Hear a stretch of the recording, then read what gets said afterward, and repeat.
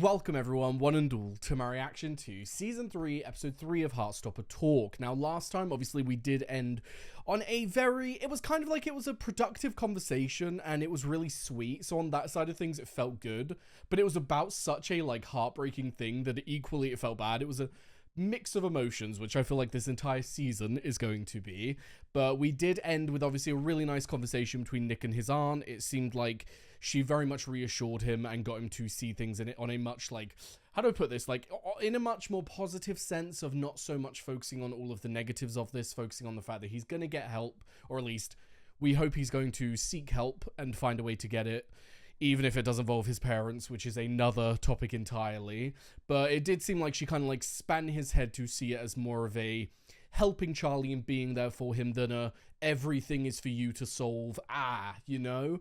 But in Charlie's side of things, obviously he himself has now begun to accept the issues that he's having and begun to accept that he may have an eating disorder, which is really good to see. I mean, acceptance and telling yourself that you need help are the two most important things to get going. And once you get going, you don't know where it's going to take you, you know? It could be the best thing you've ever done for yourself. So I really hope that is the case, but obviously the only route that we have for him currently to seek help is through his parents, and he doesn't want to do that right now. You know, he's seeing that as a kind of blocked path that he can't even venture down. So we shall see how everything is handled. I feel like it's going to hurt, but I'm definitely ready to see him get some help and actually get to a much better place because he deserves it. But yes, with that said, very excited to get back into it and see how everything goes. So without further ado, let's go.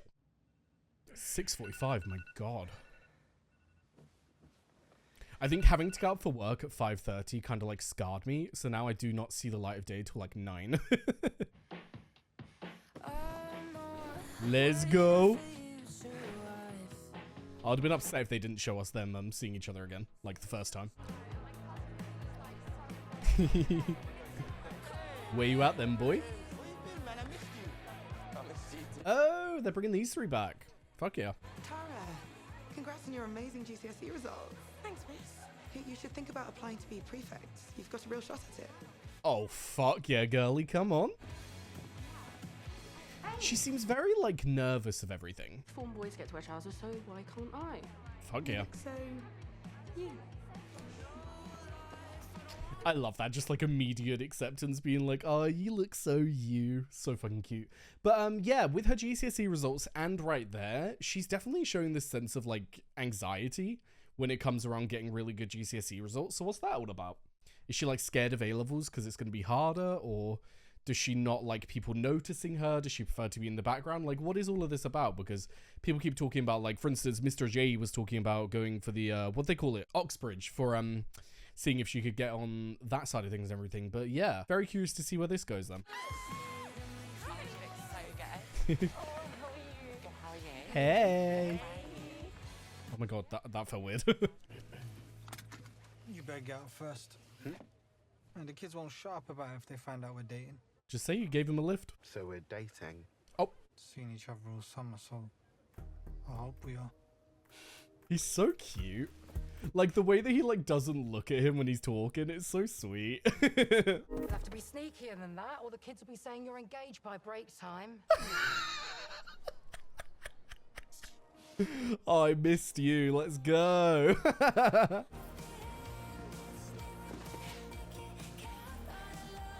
Aww.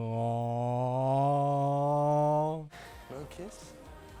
Hug first. Aww. That's actually really fucking cute. Stop. I heard they're going out. Oh, are they year 7s or something? What? Why are those little children having comments? Fuck off. Oh my god, guys. I can see you missed each other, my god. If it wasn't for school, I fear your lips would never leave each other. It's your birthday on Saturday? Yeah? Do you want to do something? Fuck yeah. I don't know. I don't normally have a party or anything. Nick and Charlie, we're gonna keep it down or what? Oh shit. You don't have to. No, I want to. It will distract me from, my brain. It is still a very awkward element in the air. I don't mean awkward in the sense of oh my god, it's so awkward. You know what I mean? In the sense of neither of them really know how to navigate it. So it's kind of like that thing that they both know is there, but they're not talking about. But with the title of the episode, I am nervous because, like, if it's a productive talk, whoever it's with, I'm happy. But if it's to do with, like, his parents, that could be very, like, if it's to do with just talking to Nick about it, that is also very, like, turbulent right now. So, yeah, I want to see Charlie get help. So I'm praying to the heavens that we get to see that. See you at lunch then. Picnic benches. Intriguing. I guess. Choose a place you both feel safe. Oh, I love that she's actually giving him advice like this. Like, you know, not instructions, but like kind of. Oh, and this is an important one. Try to avoid making the conversation about food and weight. He's fortunate to have you. Ah, he is. They're both lucky to have each other. In the art room. Just us. Yeah. Sounds good. Not the art room though. That's so cute. But it's like bitterly cute, isn't it? Because Charlie used to like run away there. Wow. Also, Jesus Christ, Tao. I've tracked her. Tao, I love Elle. Yeah, but I don't need a minute-by-minute update of what she's up to. Hell yeah, Isaac. I miss her. Tao, it's been a day. I'm so alone. Okay, what are we, your imaginary friends? Literally, like, fuck you then. Who are you eating lunch with today? Nick? Well, yes, but You two need to get a life, I swear. Bless. One of those sucky things when people don't know what's going on in your life, you know. Oh, I think they have secured this room. We were just clearing out, weren't we? Yeah. Charlie's little look of knowing. my brain isn't good at the moment. Oh, that's so sweet that he feels safe enough to open up to him. That's okay, we all have bad brain days. Yeah. Just so long as those days are not longer than a couple, you know, which is where we have the problem at the moment. I have a lot of rules about... Doesn't matter, it's stupid. What happens if you break the rules? He's picking up on things. It feels like something bad. I know it's silly. No, it... Hi. No crumbs, you two. Okay? Really sweet that not only that Mr. J.E. is so sweet himself. I mean, are we surprised? He's always been this fucking sweetheart.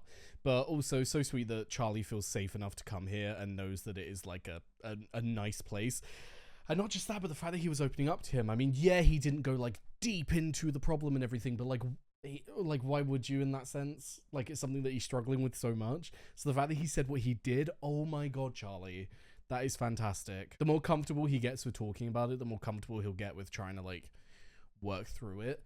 But one thing I am curious about is the rules thing. Is that specifically related to eating disorders, or is it more on the lines of something like OCD, or do they go hand in hand? Are they very much, I suppose eating disorders, a lot of it is to do with control, right?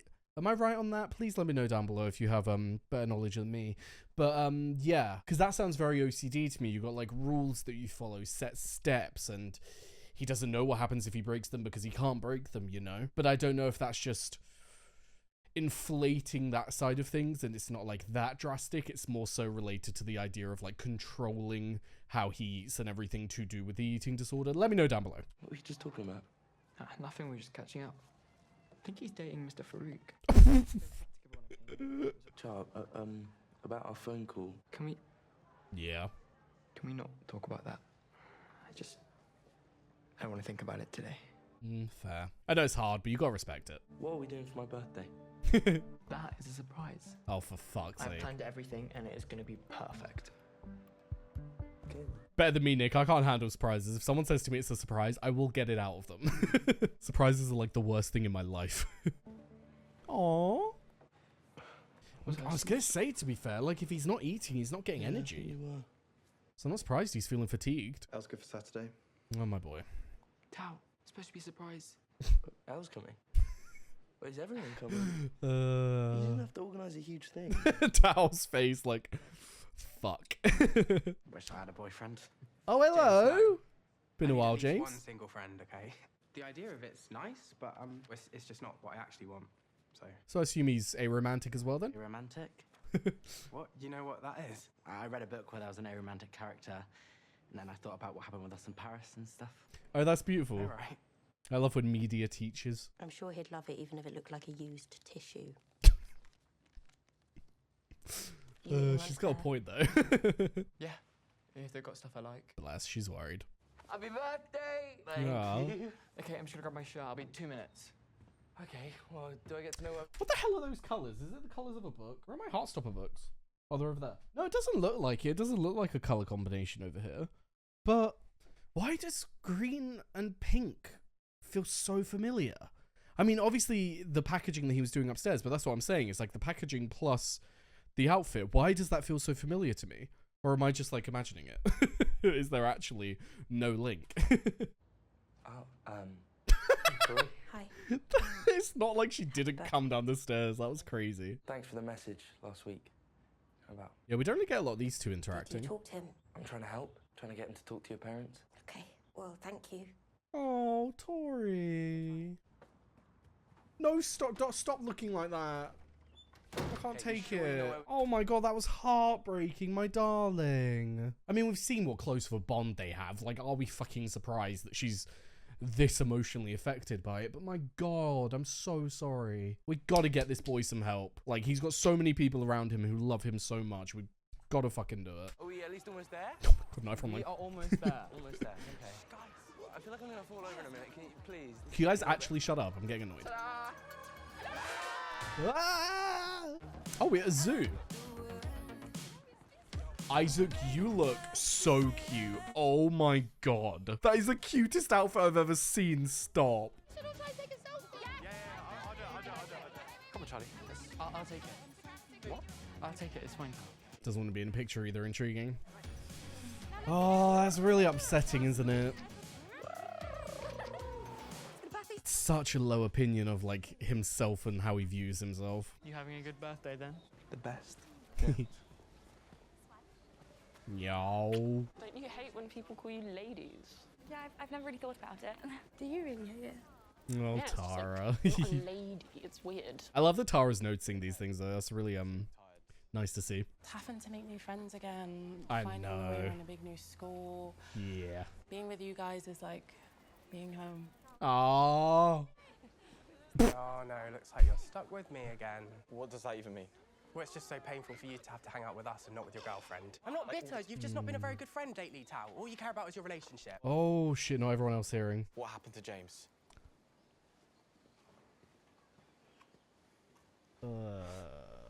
I mean, it's one of those things. It's like, this is their time to hang out. So like, this is one of the few times where I'm like, Tao is obviously gonna be all over Elle. It is what it is. Like, it makes sense and everything. But obviously all the stuff at school and like the times when Elle's not there and he's still like looking at his phone and everything, I can understand from Isaac's point of view why that would get so frustrating and why it would be like, do you not care about us hanging out? Like, is that not even like a little bit of good in your life? Because you're only focused about this one thing. So, oh, I do get it. And then equally though, Tao obviously didn't mean anything bad by that because he doesn't know. Like, he hasn't had a conversation with Isaac. But then again, it's like you think to yourself, why haven't you had that conversation? Probably because you haven't been quite present, which means that Isaac isn't feeling comfortable enough to share it. It's like, it's so annoying. Bless both of them. They don't mean to upset the other. It's just, it is frustrating. It's like, it's frustrating. I remember getting frustrated at my friends when we were at school and everything, and they would be like so obsessed over their significant other, because when you're single, it's like hard to watch all of that and everything. But I can't imagine it from Isaac's perspective, where like he doesn't even want that for himself. He just wants his friends. He just wants them to like be around and to hang out and everything and to actually like have a good time together. And so that must be really hard. Arm again. Is it just like an anxiety thing? Hey, should we? Calms him? No, it's fine. Ooh. Sorry. It's alright, it was just a little stress outburst. I'll be fine. Thank you, though. Yeah, it feels like he's getting like really big anxiety waves. Guys, this is really uncomfortable. Well, I'm not apologising. But neither am I. Cool. Not in front of the group again. How and I were just in that obsessive phase. Yeah. It'll pass. It's totally normal. Yeah, when I dated my first boyfriend, I was obsessed. Not the normal. I guess I kind of just like the idea of having a cool boyfriend. But when we were actually together, he was pretty boring. We're supposed to be comforting Isaac right now. Yeah, none of you are helping, but thanks. sorry. Imogen's face. Maybe he has a right to. Maybe we've been ignoring him and all of our friends. I guess we have a bit. Going from seeing you like every single day to not at all, I've been like... You've been like moping? I wouldn't word it like that. I know you love Isaac and Charlie just as much as me, Tal. You just don't want to kiss them. Well. Friends are important. Yeah. You know this. You It's so easy to fall into that trap. Same thing we've been doing. Like, especially when you're younger, it's so easy to fall into the trap of, like, not forgetting about your friends, but you know what I mean? That becoming, like, a secondary thing to your relationship. Happens to everyone. Everyone who seeks out relationships, that is. Hey. I'm sorry. I didn't mean what I said. That's okay. Immediately lets his guard down, bless. I've been ignoring you guys since me and Elle started going out. I've had, like, romance goggles on. That's been great. You all make it seem like being in a relationship is the most perfect, magical thing anyone could ever hope for. No. Yes, it's just really hard when I know that's not what I actually want. I guess I'm still just coming to terms with that. Do you think there are any gay fish? No. Yeah. That was a sweet conversation. Do you think they're okay just being on their own? I don't think they're on their own. They've got loads of friends. I was gonna say, the way you've worded that, like, oh. Me and Sahar aren't a couple. But who said we were? I don't think we're talking about fish anymore. Do you guys get where I'm going with I mean, we can see. being asexual and aromantic? Oh, boom. Changes everything I thought I knew about myself. Fuck yeah, though. Well done, though. And my future. I think it's normal to be upset. When I first realised I liked Charlie, I cried at an Am I Gay quiz. He did, we saw. It's a process. We love That's you. actually really sweet. I love you too. I mean, to be fair, like, did we expect anything else with this friendship group? Like, the perfect group where if you're discovering something queer or even, like, anything about yourself that you're just, like, coming to terms with yourself, this group is going to be, like, the best people to talk to. So I do have a little bit of bitterness in my own heart about this, but letting that slide. It's like, I can't fully empathize because I do not have that same life experience as Isaac. I do want something in the future. I do want to explore that myself, but from the point of view of someone who is very happy single at the moment, like, the idea of being in a relationship for people who are not aromantic and asexual and everything, it does seem like such a magical, wonderful thing, but that's not to say that being on your own isn't equally nice. You know, it doesn't equally come with its own benefits, its own things that can be enjoyable and everything. Like, you can literally go on any fucking holiday you want on your own, do whatever the fuck you want, and not have to worry about someone else. That is a very fun thing, can I just say? But yeah, life for a lot of people isn't complete until they're in a relationship, but doesn't mean that that's all there is. Doesn't mean it's the only way to be happy as you age, you know? Come on. We haven't been to the bug house yet, and I want to see some spiders. I will be skipping that one. Not gonna lie. Keep them away from me. Spiders? Are you alright? Second Tao says he's gonna start being a better friend. He notices Charlie, bless. Is there something wrong with Charlie? Oh, wow. No. You know something, and you're not telling me. It's not his place to say. I don't think I'm the one who should be talking to you about this. So should I ask Charlie? No, please don't do that. Just, oh, fuck, how'd you handle this? He's been acting so... Cal, you cannot talk to him about it. But why? Because he can barely talk to me about it. That sucks. Because, like, Nick can't tell him. Can't go to Charlie because he's struggling himself. It's like, just gonna have to accept that you'll either find out in time or... Thank you, gift, for the best birthday ever. Wow. He reminded me of you. Cuties.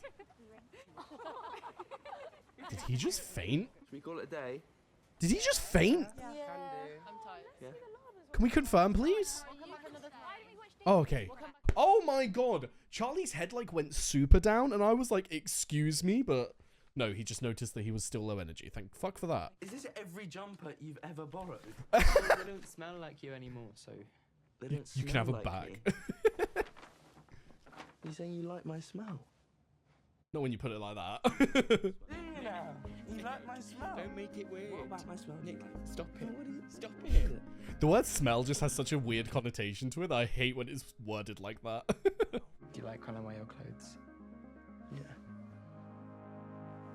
Bless him. Wrapped very neatly.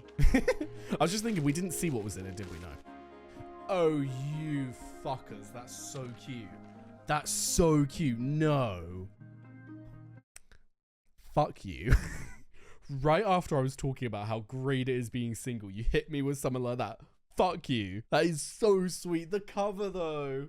Were those actually leaves on the front? It looked like leaves, but I couldn't tell if it was the exact same design. It was the same color scheme, but damn. Let's go. The rest of it's blank, so. For the future. Like it then? I love you. I love them. Well, hello. Sorry. You've done good, mate. My God, you've been amazing today. Tell me to wake you up at 9. I don't want to go home. Aww. I'm so sleepy though. Yeah, really tired all day. I should go home. Yeah. Charlie, I knew that would like trigger him to then get up. I'm just still really worried about you. It's not just the eating thing. I've noticed you've been really stressed and tired. Snappy. Sometimes you just seem really sad. Oh, Nick. I know I've made things worse.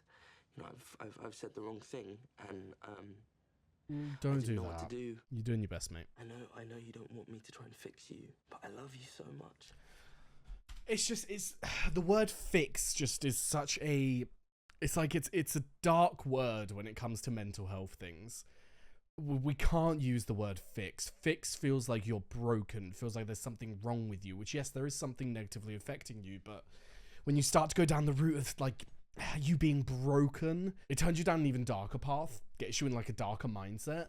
I just feel like fix is a word that we shouldn't really use. Let's like more do a kind of, I'm trying to help you. I'm trying to get you to feel better. You're obviously struggling at the moment and I want you to be in a much better place. Like, I don't know, maybe it's just me. Maybe I'm just like reading into that too much. But for me personally, the concept of the word fix and like all the weight that comes with that, I don't really like it. Not that Nick is like wrong in this scenario or anything. You know what I mean? It's just one of those things that you notice where it's like, maybe a change of language would help here as well. But yeah, Nick, you've been absolutely amazing. You've done your absolute best to try and help him. It's one of those really unfortunate things where it kind of is in his ballpark now. It's kind of for Charlie to take that step of seeking help, which like for an adult is terrifying and very hard. For a kid, I cannot even fathom the idea of actually having the strength to go and say, even talking to your parents to then go and seek help. Like, my God, to have that weighing on you at that age, I cannot even imagine it. But yeah, Nick has handled this conversation really good so far. I think that this is it's one of those things where it's like, Nick can't just like brush this under the carpet and not talk about it. Like, yeah, it makes Charlie uncomfortable when they mention food and everything, but talking about the issue itself and trying to get him to talk to you about it and then perhaps get him to go down a route of seeking help and everything, it's got to be done. Like, it's uncomfortable and it's not going to be like a good positive thing. It's not going to be like, oh yay, this was such a good conversation. It's going to be rough, and there may be times where Charlie gets angry at Nick, and there may be times where there's a lot of frustration in the air, but it's got to be done. There's nothing you can really do other than that until you get to a place of him getting healthy. I really want you to talk to someone, your parents or a doctor or something like that. Maybe seeing how much it's affecting Nick will help him to... No apologies!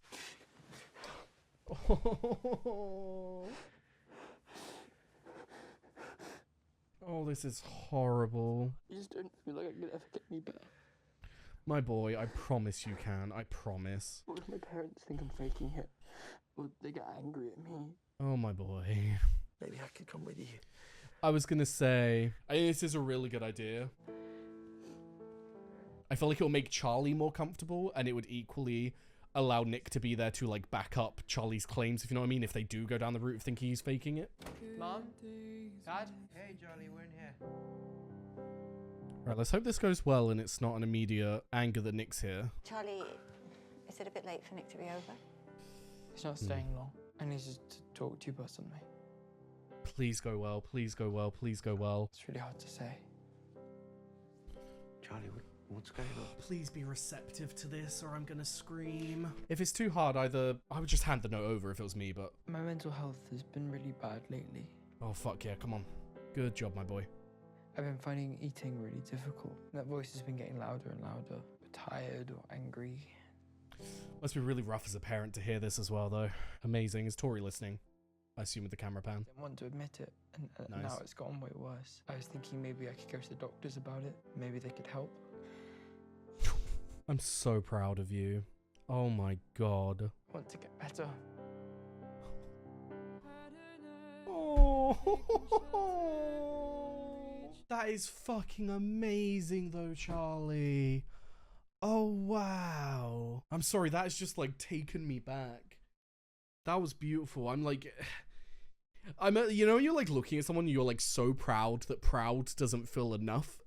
Like the word proud doesn't like encapsulate how amazing of a thing that was. Wow. Just wow. So yes, there we have season 3, episode 3 of Heartstopper. And that was an absolutely beautiful episode. Getting to see Charlie and Nick reconnect, show that love that they have with each other. Absolutely beautiful. So many other moments with the characters and everything. But right at the end there, oh my god. Not only was that fantastic in terms of him actually going and talking to his parents about it, because I didn't think that that would happen for a while, if I'm going to be completely honest. I thought that would be a few episodes until we got to do that. And I also didn't think that they'd be as receptive as they were there. We haven't actually seen their reaction and everything, but I mean, the way that they were like looking at each other and like, he had like his dad had his hand over his mouth and his mum looked really concerned. They look like two parents who are hearing their child admit that they are really struggling and they want to help, you know, like context clues are telling me they're going to react in a way that they're going to help him to get help. So that is good to see, but also just the fact that he opened up to Nick, and I think Charlie is like, he's been really receptive to all of this help, which has been really nice to see. One thing I will say, not taking away from the beauty of it at all, but I think it is just the fact that we are limited to 8 episodes. It feels quite quick. That's the only little thing I've got. It's not even a critique, because I'm not mad about it, and I don't think that this is bad. I'm just saying, like, when it comes to, like, real life and everything, this does feel a little quick in terms of, like, how quickly we've advanced things to the point of Charlie getting help. But I think that they've done it that way because now that it is, like, episode 3 and we've finished, basically, the concept of Charlie struggling and not telling everyone, we can kind of get to, like, the journey that it is going to be in getting help and seeing how that progresses over time, you know, because the help itself is also going to be a long process. So I feel like they've done it on episode 3 so that they can focus more on the process of how he gets help rather than the initial seeking it, which is absolutely fair. I mean, when you are limited to, what are these episodes, like half an hour? Yeah, around 30 minutes each. When you are limited to 8 slots of 30 minutes, you can't, it's always going to feel rushed in a sense. But yeah, like I said, it's not even a critique. It is one of those things where it's like things have moved very quickly, but I do hope that we do focus a lot more on the journey side of things, a lot more on the, like, how that progresses over time, how he gets on, how there are going to be positive moments, but there are equally going to be negative ones, and there are going to be setbacks. So I do hope that we get to see that, not for my heart, because it's going to be fucking painful, but just from a point of view of, it'll be really helpful to have something that is accurate and something that is very informative for a younger audience when it comes to something like this, because this kind of media, it's like when James was talking to Isaac and James said, oh, I read it in a book, like a character was a romantic. It's like when you have media that shows a story that represents something accurately, it can be life-changing for people. It can be, oh my god, the best thing that could have ever happened to someone. So I really hope that it is done well, but I mean, it's Heartstopper. They've done everything else so fantastically that I'm sure it will be. But to get to other parts of the episode, obviously we did have quite a few things discussed this episode. I think it's been my favorite so far, just with like the amount of things that we've been able to go through. So we had Isaac come out to his friends, which was really sweet to see. That was a really nice moment, because not only was it a coming out in terms of just telling them how he is seeing himself and how he is seeing his life going, but also coming out in terms of explaining his fears and explaining that this isn't just a, oh, I identify with this, there you go. It's, and I identify with this, And I'm also really struggling with it, though. It's something that I haven't, like, fully cemented myself in. I'm still coming to terms with what my life is going to look like now. And I think that that was a really key moment as well, because it kind of informs his friends that he is struggling with that, and they do need to be mindful of that as well. So I think that was a really sweet conversation. It also wasn't too heavy. It wasn't too stressful, in a sense. I mean, if you're going to come out to any group, like I said, it's going to be this group. Like, they are going to be the perfect people to talk to. So, yeah, really fucking sweet. We also got to see some more exploration of Darcy's gender identity, which was really cool to see. And equally, we did get to see that Tara is definitely noticing, is definitely taking it in. And I do think that it's really important as well that Tara isn't bringing it up at the moment, because it could be something that Darcy's finding quite uncomfortable, in the sense of it's very new. It's very much something that she's coming to terms with within herself. So I'm excited to see that explored. But yeah, also I really do like that they've also taken it down a positive route, and it's not like it's something that's bothering Tara, because that would have been so sad to see these two people who are so in love and everything, and then have that be like an issue for Tara. I would not have liked that storyline. So I think that's really sweet. But one thing about Tara that I want to keep trying to like focus on is this whole thing with her studies, because she did really well for GCSEs, immediately looked scared. Then Mr. J came over to talk about the Oxbridge stuff, looked scared again, looked anxious, looked worried, and it happened again this episode. So what is going on? What is going through her head? Is it this vibe of, oh, those places? No, but they're not far away, are they? Like, Oxford isn't too far away from where this is. Like, well, this is the problem. It's filmed near me, and I'm not far away from Oxford, but I don't know if it has like a... Does it have a location in Heartstopper that isn't where it's filmed? I'm assuming it is still west of London, though. But anyway, that being said, Cambridge is a bit further, obviously, but if that is all it is, then my darling, your relationship is going to be fine. I promise. Like, you two are so good. You are so good with each other. I don't think that that is a worry. But obviously, if it is just a concern for her that obviously she'll be away from her partner, I do get that. But when it's like something as important as that, and you can get in a school that good, my God, girly pop, explore that. You owe it to yourself to explore that if it's something you do want. But yeah, just want to find out what's going on there, because we don't really have much information to go off so far. And I hope it's not a like big struggle that she is having, because it's not nice when you see someone keeping it to themselves and not being able to express it, you know? But in terms of other parts of the episode, obviously we already talked about Isaac, but equally, we had a really good moment between Tao and Elle, because it wasn't just like Tao's realizing that he's been neglectful to his friends and everything, but equally it was a good moment in their relationship to understand that, like, look, we love each other. There is a lot of love there. We know this, but we do need to focus on our friends as well, because, like, if you...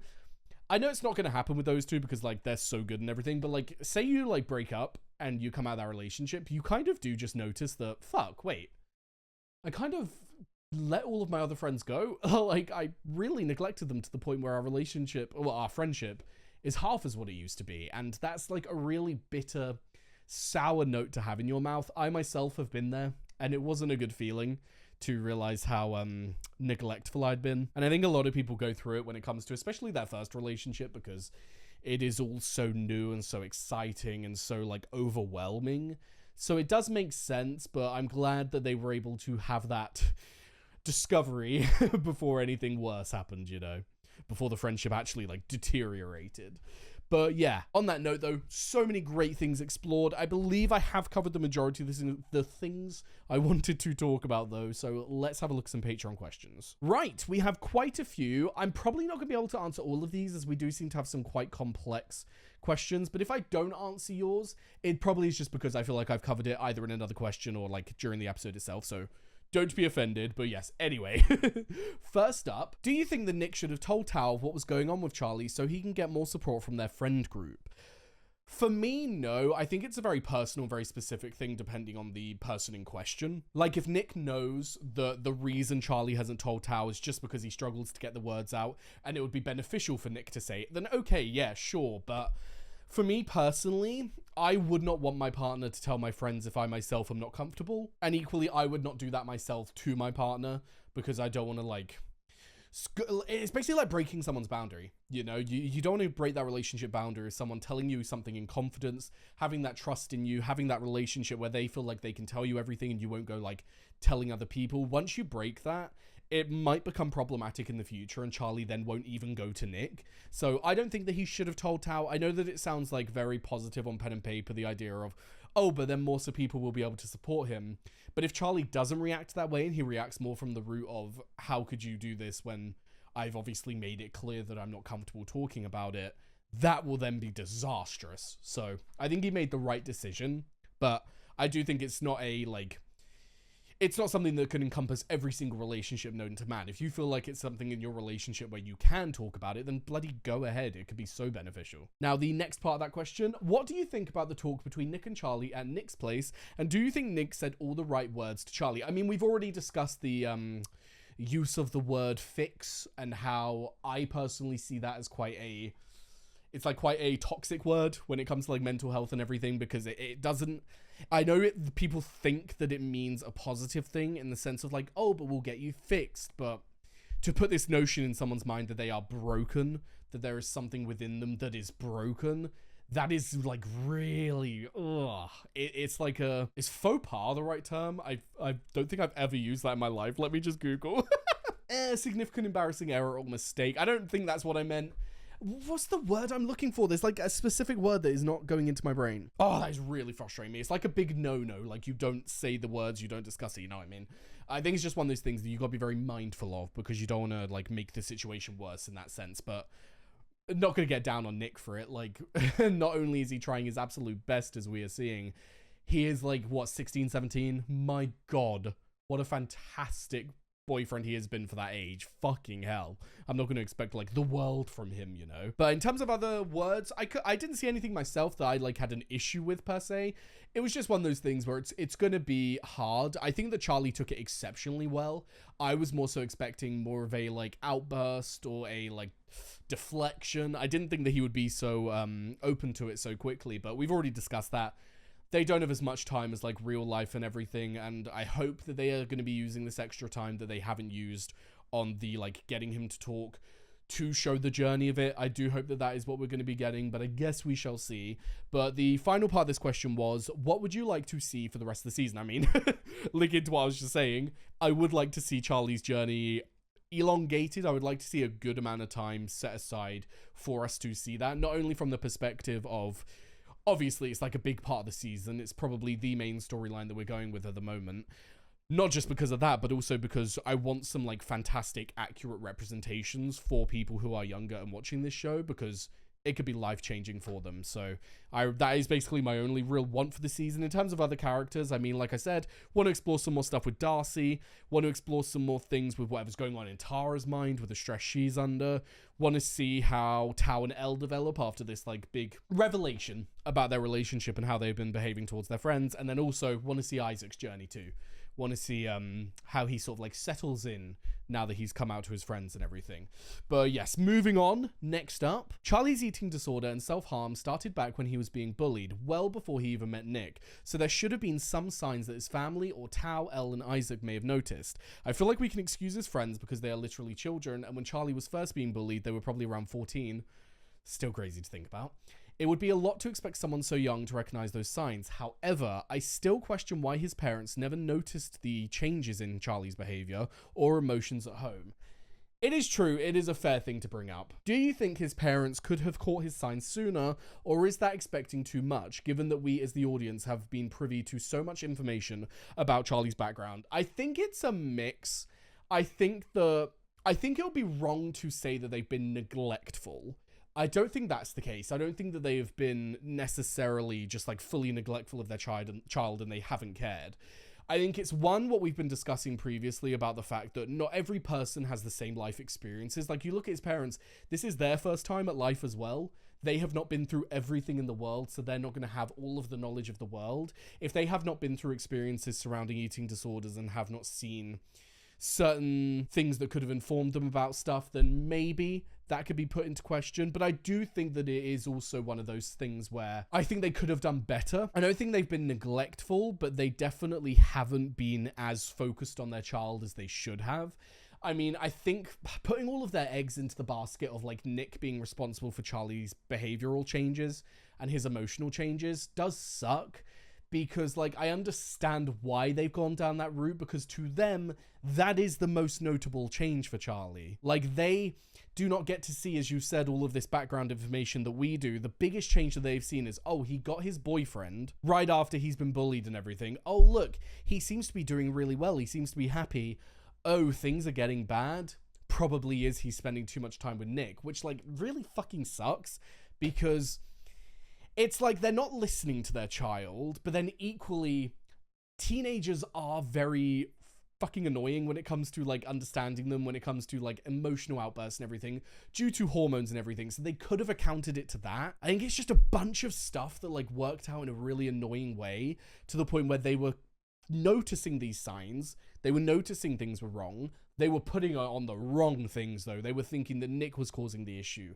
They were thinking that perhaps it was like a leftover thing from the bullying. But they have not been focusing on their child as much as I would have hoped. I mean, we even saw, was it last episode? They noticed that Charlie wasn't eating. I mean, like, you need to focus on these things with your kid. You need to, like, get yourself informed. You need to make sure that you are knowledgeable about a lot of the things that people can struggle with, so that you can be the best parent for your child as you can. I think that once younger generations get to the point of being parents, I think that's going to be a lot more commonplace. I think that's going to be a lot more of a easier discussion, obviously depending on the background. We're talking about like very specific life experiences in like Western culture, you know what I mean? But I feel like once like our generations get to the point of being parents, that is going to be like a much easier thing to discuss, because mental health and like discussing mental health and it being a very like common thing nowadays came around really quickly. Like, my parents did not discuss this kind of stuff at all. There's like such a huge difference when it comes to the social aspect of even going to therapy. I mean, it was so looked down upon in the past, to the point where even like people in our parents' generations still think of it as like embarrassing, still think of it as something where it's like socially unacceptable to be getting therapy. You've just got to like push through it. You've just got to power through, especially when it comes to English culture as well. I mean, the idea of like having a stiff upper lip, toughen up, deal with life's issues, you're on your own. Like, it's a very annoying part of the culture as well. So I think that it is one of those frustrating things where his parents should have been more informed. They should have gone out of their way to try and inform themselves. They know now. I hope they're going to be very positive about this. I hope they're going to research, do their best. While Charlie is seeking help, equally talked to the people who are helping him, try and get methods that they can have to try and help him through this. But yeah, to link back to the question about like catching signs sooner, I do think that they definitely could. I think that they unfortunately did fall into the trap of just accepting within themselves what the problem was without actually communicating with their kid and actually having an open discussion, because that then led to having arguments, that then led to emotions flying around and never getting anywhere productive. It was just, But yeah, I don't think it's right to call them neglectful. I did see some comments on the past 2 episodes about people being very upset with Charlie's mum, and I do understand. And, like, everyone is entitled to their own opinion. Like, my opinion is no different from anyone else's, so take this with a grain of salt. But the way I see it, I just see it as someone who does not have the toolkit required to understand her child, is struggling, is trying herself to think, right, what could the issue be? Oh, he was bullied.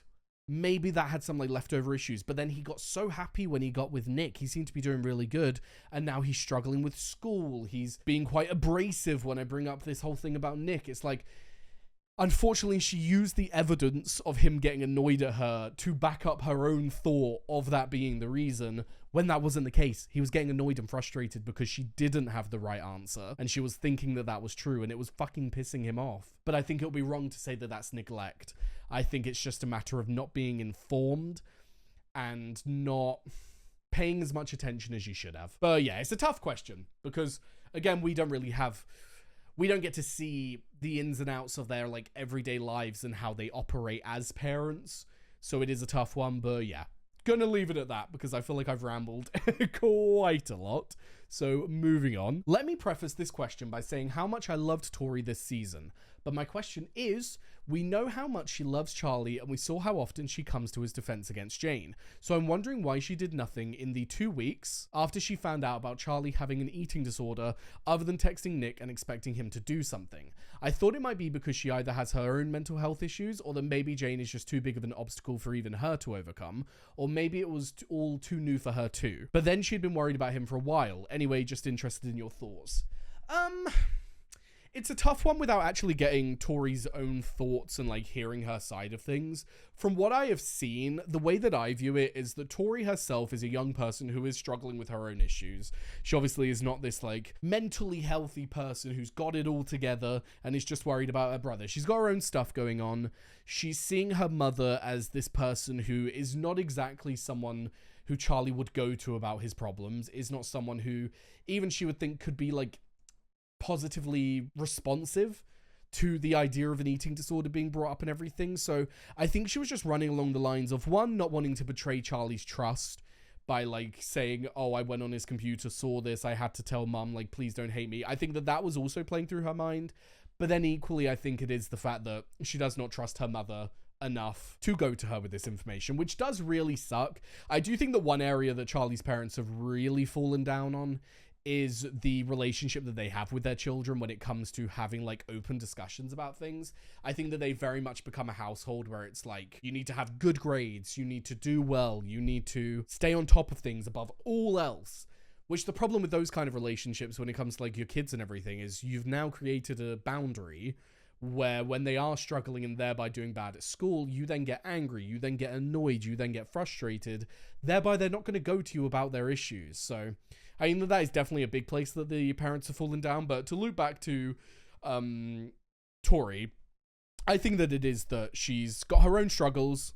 She doesn't trust her mum herself, and she just was so worried that she felt helpless and didn't know how to help him. So she just went to the one person who she knows makes Charlie like the most happy. But yes, anyway, moving on. Next up, what do you think of the way that the teenagers in this show behave as a whole? Their communication is at times absolutely amazing. However, Heartstopper is often criticized for how unrealistic it shows teenagers in a British school. So the second part to my question is, in terms of representation of real British teenagers, can you think of another British show that covers similar topics that Heartstopper does, and how do the methods of communication compare? Fuck, that is a tough one. I'll focus on the first part of the question because I'm struggling with the second part. In terms of like the show being unrealistic when it comes to communication styles, I think it is a fair thing to say. I don't think it's a fair thing to critique. I don't think it's something that you can really critique because the only way that you gain communication skills, like any skill, is through time, understanding, learning. How are you going to do that if you don't have media showing you how to do that? You know, like for a show targeted towards a younger audience, it is quite literally showing them what good communication is. How can you knock that? What? It's a little bit unrealistic? Who the fuck? It's a TV show. Who cares? So I don't like when people talk about stuff like that because I just think to myself, like, how else are people going to learn? How else are these young kids going to gain communication skills without seeing it with their own eyes? So that is beyond me. But it is true that it obviously isn't the best representation of a British school in that regard. I mean, it is very much, even though we are focusing on like dark issues and like struggles that these kids are having, the environment that they're in is very positive. And that is not the typical experience of a school, especially like my experience, British school and all that. It's a lot more stressful, a lot more anxiety inducing, a lot more scary to like be going through these issues. I mean, Nick and Charlie even hugging in the hallway. My God, you'd be getting so many slurs, at least in my experience at school. So in that regard, it's like, yeah, it is a little bit unrealistic, but I'm not going to knock a show for showing us how life should be, because we could all do with a little bit more positivity in our lives. But in terms of another British show that has like good communication skills and anything, I don't know. Like, I don't, if I'm going to be completely real, I don't really watch a lot of British shows because I watched quite a few as I grew up, but I am much more of a, like, especially like before I did YouTube and everything, I've always been a more like fantasy, sci-fi driven person, which doesn't lead to realism. Because the problem is, it's like the only time that I would go down like a more realistic route is like either a murder mystery or a queer romance, which like, there aren't that many queer romances set in a British school and everything. So I honestly don't know. I'm trying my hardest. I don't know. When I think of like a young British show and all that, my brain's like Skins, but I don't know if you could equate Skins and Heartstopper together. But yeah, I'm probably not the best person to ask because I myself am curious about that. But yeah, I myself am now wondering if there is a show out there with a similar vibe with good communication skills. But yes, moving on. A lighter question after such an emotional ending. Tara asked the group if this episode, in this episode, what animal they would be, with the criteria that it had to be an animal they saw today. What animal would you choose? Oh my god. What animal would I choose? Fuck, I don't know. Criteria that it was an animal they've seen today. An animal that I've seen today? Or, well, yeah, it would have to be an animal that they saw at the zoo, Harry, because you have not left your room. So that's not the best thing. Oh god, I don't know. That's such a tough one. Oh, I'd be a penguin. I would definitely be a penguin. They've just like got such a little sweet place in my heart. That is the only reason, because like realistically, there's probably not an animal that I would want to be, because fuck having to survive for myself, but definitely a penguin because they are fucking cute. Right, sorry if the camera changed at all there. My bloody battery died, but luckily recently I brought a backup battery, so we are all good to keep going. But yeah, sorry if like the background moved a little bit because I got fucking get that battery out of the camera. But anyway, moving on, our next and final question. I dread to think about how long this could have gone on and what could have happened if Charlie didn't have Nick, who notices everything about Charlie to give him his final push to talk to his parents. I think this was handled with a delicacy, grace, and care that Charlie needed. Very true. What do you hope to see for Charlie going forward after he's come to his parents about his mental health struggles? I mean, I'll save the question for a second, just to talk about what you said there about it being handled with like delicacy, grace, and care. That is so true. Obviously I thought about it, but like we haven't actually discussed this fact that Nick has been like the catalyst, the thing that has helped Charlie, and how amazing that is, because you're so right. I dread to think what could have happened to Charlie and how long this would have gone on for. Because it took until the Isaac and Tao blow up for Tao to notice that something was going on. Obviously Isaac has noticed, but Charlie didn't feel comfortable enough to tell him. So with how uncomfortable Charlie is obviously feeling around his friends about this topic and everything, I don't know how long it would have been. My god. I don't know how long this would have been a struggle. It could have been one of those things where it kind of like got so bad that it would have taken something really bad, like something actually negative to his health that caused like a complication for him to actually seek help, which would have been fucking terrible. So bless Nick. Thank the gods for sending Nick Charlie's way. Let's just say that. But yeah, I think that is equally why we have seen such a quick turnaround when it comes to Charlie. Not only accepting within himself the stuff that's happening with his eating disorder, but also to feel comfortable enough to go to his parents. Because it is so true. When you have someone holding your hand who you have told this thing to and who you do trust, it does become so much easier to then tell someone else, to then have them with you. So good job, Nick, for having that idea and actually being there with Charlie and everything and caring enough to do it. He has just been, especially for his age, such a fantastic boyfriend. But yes, anyway, moving on to the actual question part of it. In terms of what I hope to see for his mental health struggles going forward, like I said, I hope it's like, I don't want to see a long journey in terms of, I don't want to see Charlie struggling, but equally I want an accurate representation and I want to see the highs and lows that come with something like this. So I really hope that it is long-winded. I do hope that it lasts most of the season so that we do get to see a good representation for someone struggling with this and seeking help and what that process is actually like. I obviously do hope that by the end of the season, we do have Charlie in a much healthier place.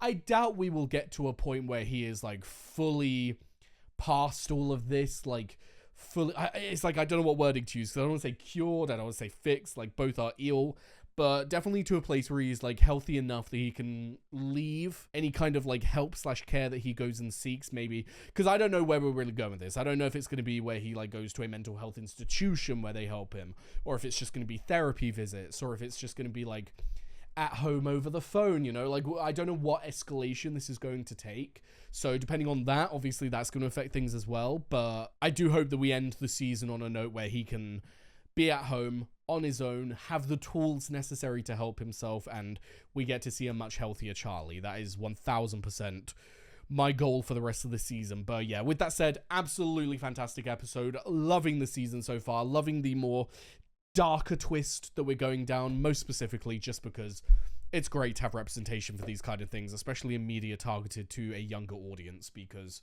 that is so needed. But yes, with that said, thank you very much for watching. I've left a link down below to my Patreon, be able to find the early and uncut reactions to Heartstopper and all the other shows that I do. Also left a link to my Twitch, my Discord, and my socials, so be sure to follow them if you were interested. And Jess, thank you very much for watching, and I hope to see you next time. Bye bye.